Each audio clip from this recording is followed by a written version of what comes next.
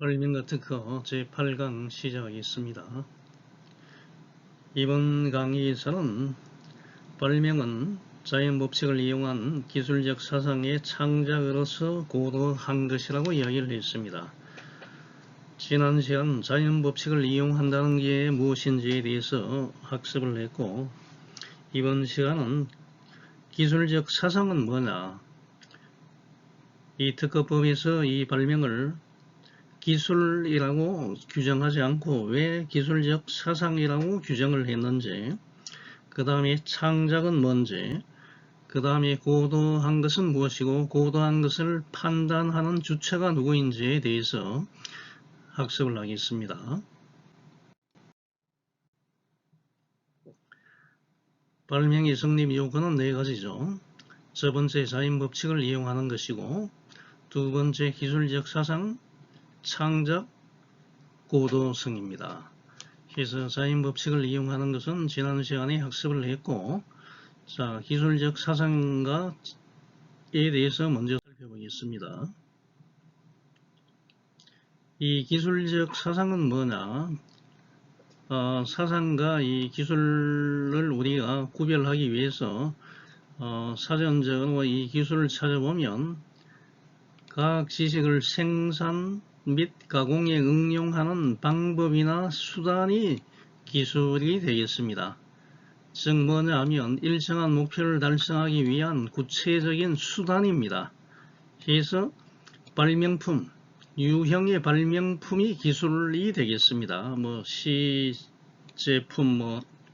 시작품 이와 같은 게 기술 이야기를 합니다. 자, 여기에 비해서 이 기술적 사상이라는 것은 장래 활용 가능한 사상을 나타내는 이 추상적인 개념입니다. 그래서 이 구체성과 실현 가능성만 있으면 언제든지 여러분이 이 발명을 만들 수 있다는 이야기입니다.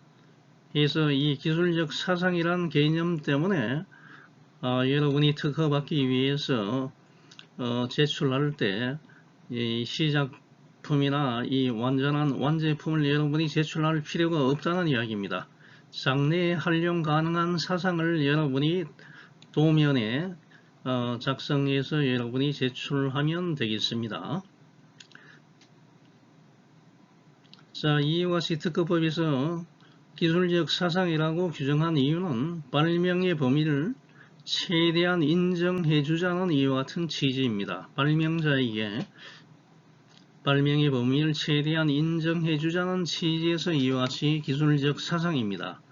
만일 기술이라고 규정을 한다 그러면 타인이 쉽게 모방해서 약간씩 모방해서 변형해서 만들 수 있기 때문에 발명자에게는 혜택이 별로 없습니다. 그래서 발명자에게 발명의 범위를 최대한 인정해주자는 취지에서 기술적 사상이라는 용어를 채택을 했다는 것입니다.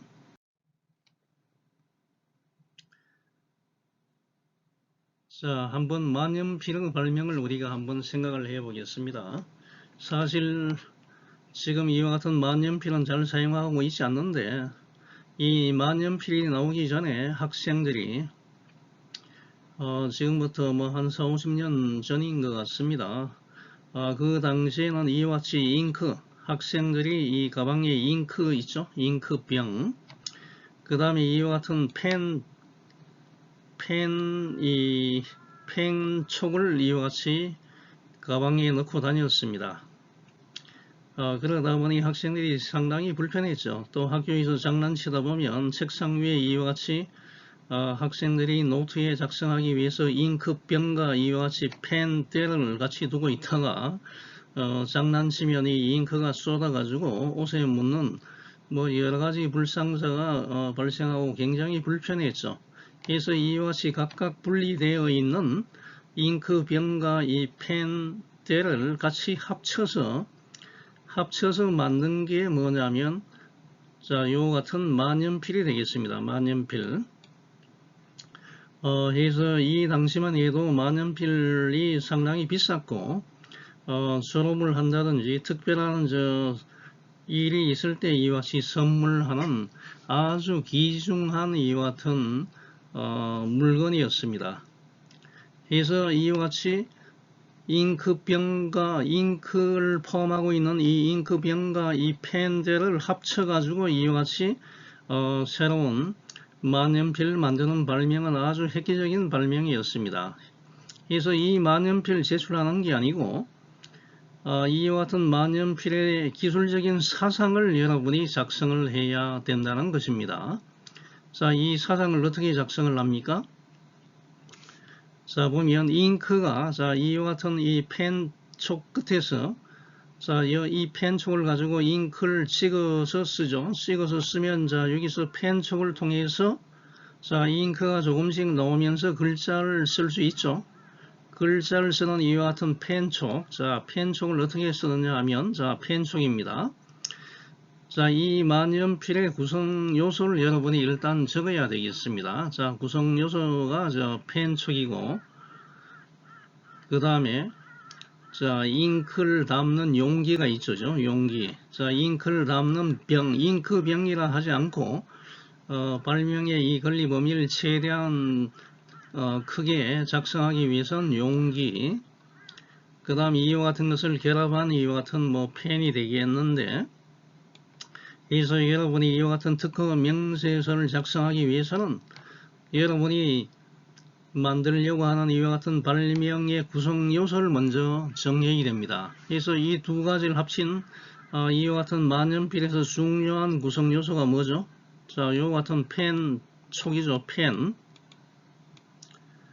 여러분이 이 특허 명세서를 작성하기 위해서는 구성 요소를 먼저 규정을 해야 됩니다. 그 다음에 여기 잉크를 담는 용기가 여기 포함되어 있겠죠. 잉크를 담는 용기. 그 다음에 이와 같이 펜과 이 용기를 연결하는 이와 같은 부분. 이와 같은 부분을 돌려서 한다든지. 그 다음에 여기 보면, 여러분 옷에 이와 같이 꼽을 수 있는 이와 같은 부분. 이와 같은 구성 요소를 여러분이 먼저 적시를 한 다음에 이 구성 요소를 각각 이제 설명을 해야 됩니다. 앞에서부터 설명을 해서 이와 같은 펜과 용기, 이와 같은 고정대 이와 같은 걸 여러분이 결합을 해야 됩니다. 결합해서 여러분이 작성을 하면 되겠습니다. 기술적 사상을 표현하기 위해서는 발명의 표현이 정확한 구조를 갖는 것이 아니고 그 구성 부분이 어떻게, 구성 요소가 어떻게 결합되고 작용하는지를 구체적으로 여러분이 제시하면 되겠습니다. 그 구체적으로 이 기술적 사상을 제시한 글을 보면, 이와 같은 만년필 발명에서 중요한 구성 요소 첫 번째 펜촉입니다. 펜촉을 설명하는, 수식하는 문구를 적어야 되겠습니다. 펜촉은 어떻게 됩니까? 잉크가 조금씩 나오면서 글자를 쓸 수 있도록 한 펜촉이죠. 펜촉. 이와 같이 설명하고, 그 다음에 AND죠. AND. 결합했습니다. 이와 같이 어떻게 결합되고 있는지 구성 요소를 여러분이 결합을 해야 됩니다. 펜촉과 그 다음에 뭐죠? 일단은 한쪽 끝은 이게 한문인데 이와 같이 법률 용어에서는 한문을 많이 쓰기 때문에 일단은 한쪽 끝입니다. one end죠. 일단은 상기의 펜촉과 결합되어 있고 일단은 뭐냐면 상기의 펜촉과 결합되어 있고 이쪽에 다른 끝부분은 밀폐되어 있는 용기를 펜대에 부착하여, 이와 같은 펜대에 부착하여 상기의 밀폐된 용기 내부에 잉크를 담아서 사용할 수 있는, 이와 같은 밀폐된 용기 내에 잉크를 담아서 사용할 수 있는 펜. 이와 같이 여러분이 결합을 해서 구성 요소를 결합해서 작성하는 게 이 기술적 사상을 작성하는 방법이 되겠습니다.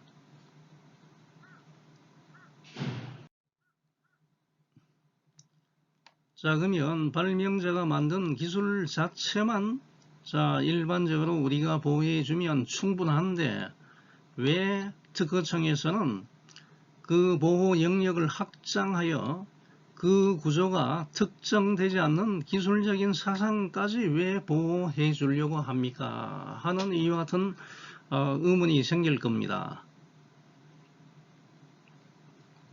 만일 이 특정 구조를 갖는 기술 자체만을 보호 대상으로 규정을 하게 되면, 자, 동일한 목적이나 동일한 효과, 유사한 구성을 갖는 타 기술 자체가 모두 발명으로 인정되는 결과를 유발하기 때문에 발명자가 갖는 이 권리의 범위는 너무나 좁다는 이야기입니다. 내가 아이디어를 내서 이와 같이 만들었는데, 자, 목적도 같고 효과도 같은데 구성만 약간 달리 한 겁니다. 유사한 구성을 가지고, 자, 카피를 내서 이와 같이 만든 것도 전부 다 이 기술 자체로 인정이 돼 가지고 발명으로 인한 특허를 받기 때문에 이와 같은 경우에는 상당한 문제가 발생할 수 있다는 이야기입니다. 그래서 기술적인 사상을 이와 같이 보호해 준다는 이야기입니다. 여러분이 나중에 공부를 할 텐데 특허 명세서에서 제일 중요한 부분이 한 3가지인데요. 발명의 목적이나 이 구성, 효과를 여러분이 작성을 해야 되는데 그 중에서 제일 중요한 부분이 구성입니다. 구성. 자, 그런데 기술만을 보호를 하게 되면 약간씩 변경을 내가 유사하게 자, 만드는 것도 이와 같이 전부 다 보호를 해주기 때문에 이거는 문제가 심각하다는 거죠. 발명자에게 모든 권리를 줄 수가 없다는 겁니다. 약간씩 구성을 변경해서 특허를 받을 수 있기 때문에 이 기술적인 사상을 보호해 준다는 것입니다. 자, 이 점을 여러분이 잘 이해해야 되겠습니다. 자, 기술 자체를 보호하게 되면 최초 발명자에게는 이익은 거의 없습니다. 약간씩 변경해서 더 좋은 제품을 만들기 때문에 발명자는 더 이상 이와 같이 발명을 할 의미가 없어지는 거죠. 그래서 기술적 사상을 보호해 준다 하는 걸 여러분이 기억을 해야 됩니다. 그래서 유사하게 이와 같이 만드는 것은 특허를 받을 수 없다는 이야기입니다. 최초 발명자만 모든 것을 가져갈 수 있다는 것입니다.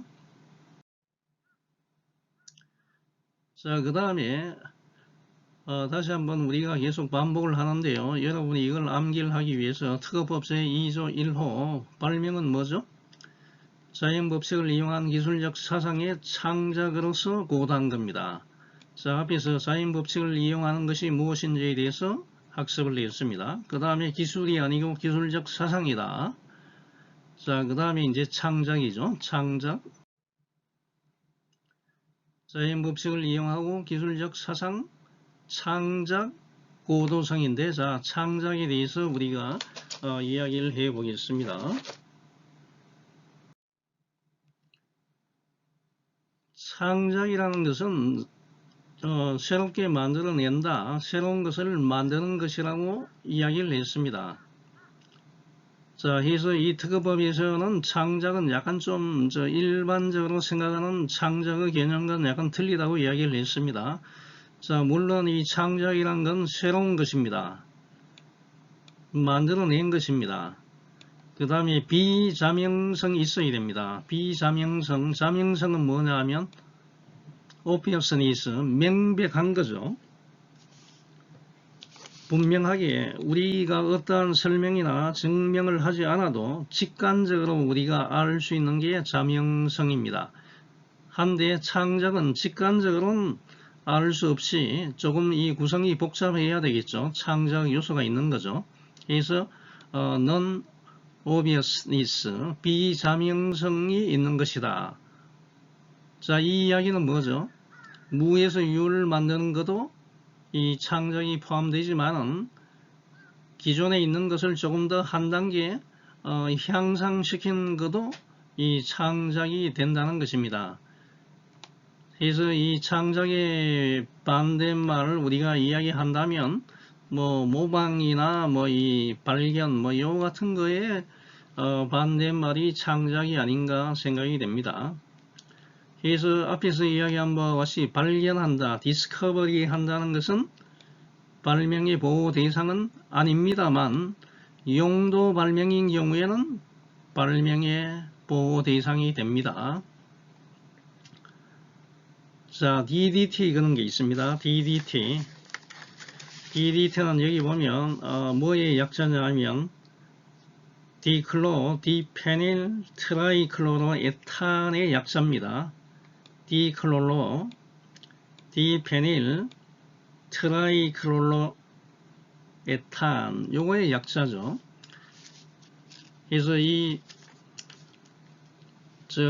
화학식을 보면요. 자, 여기 보면 이게 벤젠이지 않습니까? 벤젠에 지금 이 염소가 지금 하나씩 달려 있죠. 하나 달려 있습니다. 요거 같은 게 지금 자, 염소가 하나 달린 벤젠 여기 한 개 있고 그 다음에 여기도 마찬가지죠. 염소가 하나 달린 벤젠이 있습니다. 자, 여기에 뭐가 연결되어 있습니까? 여기에 연결되어 있는 게 염소 3개가 결합이 되어 있는 자, 이와 같은 유기염소 화합물이 디페닐 트라이클로로 에틴 DDT입니다. 자, 이 DDT는 스위스의 이 과학자인 뮬러가 1939년도에 살충제로 이와 같이 개발을 했습니다. 모기나 이 해충을 죽이는 살충제로 이 농약으로 이와 같이 많이 썼습니다. 그래서 그 업적을 인정받아서 1948년 노벨 생리의학상을 수상을 했습니다. 자, 이와 같이 수상을 했는데 점점 이 DDT가 굉장히 몸에 해롭다는 게 발견되어서 최근에는 뭐 거의 사용하지 않는데 자, 1987년도에 물질 특허가 인정이 되면서 이 DDT가 살충 효과도 있지만은 염색을 하는데 옷을 염색하는 이와 같은 데도 사용될 수 있다는 용도를 새로 찾은 거죠. 자, 이와 같은 경우에는 용도 발명으로 이와 같이 인정이 된다는 것입니다. 아주 예외적인 케이스가 되겠습니다. 자, 마지막 이제 발명의 성립 요건의 이 고도성에 대한 기준입니다. 발명과 이 실용신안에 구별되는 것은 이 고도성이죠. 고도성. Advanced Technology. 첨단 기술이 있느냐 없느냐 하는 게 이 발명과 이 실용신안의 차이가 되겠습니다. 그래서 실용신안의 이 고안이 되는 것은 자연법칙을 이용한 기술적 사상의 창작입니다. 여기서 끝나죠. 자, 특허인 경우에는 어떻게 돼요? 특허로 인정받기 위한 발명인 경우에는 기술적 사상의 창작으로서 고도한 것이죠. 자, 그럼 이제 여기서 이제 이 고도성이 내가 발명한 이 발명이 고도한지 첨단 기술인지 아닌지 1차적으로 판단하는 주체가 누굽니까? 자, 1차적으로 판단하는 주체는 자, 발명을 해서 특허를 받기 위해서 특허청에 추론서를 제출한 이 추론인 혹은 발명자. 왜냐하면 이 특허 추론인과 발명자가 같은 사람이 될 수도 있죠. 개인인 경우에는 같은 사람이 되겠죠. 개인 영업을 하는 경우에는 회사에 소속이 되어 있으면 회사가 이 특허 추론인이 되고 발명자는 이제 개인이 되죠. 그래서 1차적으로 이 판단해야 하는 주체는 발명자 혹은 특허 추론인이 되겠습니다. 자, 내가 만든 이와 같은 발명이 고도하다고 제출하면 그 다음에 2차적으로는 최종적으로 이 판단하는 주체는 뭐죠? 심사관이죠. 심사관 혹은 이 심판관이 되겠습니다. 그래서 과연 이와 같은 기술이 고도한지 고도하지 않는 거 이것도 이 심사관이나 이 심판관이 주관적으로 판정할 수는 없습니다. 심사관이나 이 심판관은 기존에 있는 데이터베이스를 통해 가지고 기존에 종래에 있는 발명을 찾아내 가지고 비교를 해서 판단을 하게 되어 있습니다. 심사관이 공부를 많이 한 박사라고 해서 자기가 볼 때 이것은 고도하지 않는 것이야 뭐 이와 같이 해서는 주관적인 생각으로 심사를 해서는 절대 안 됩니다.